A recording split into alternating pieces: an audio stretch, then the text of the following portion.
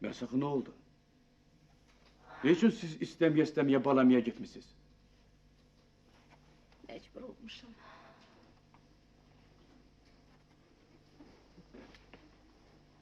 Ailemize göre. Atam büyük bir mağazada fəhlə işləyirdi. Mən orta məktəbi oxuyub qurtardığım ili atamı həmin mağazaya,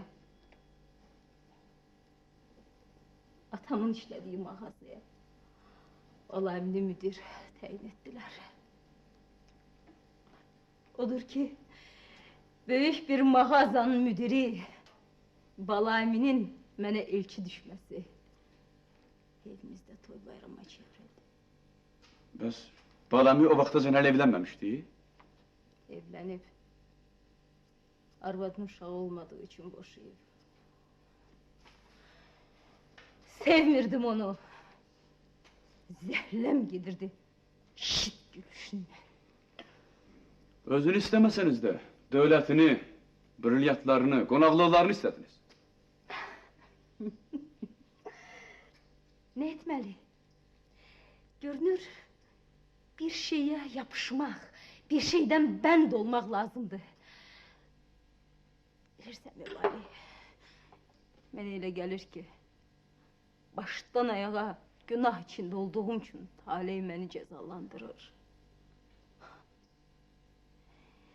Mən öz xoşbaxtlığımı tapa bilmərəm bari. Yox. Siz günah diyende neye nezarət tutursunuz?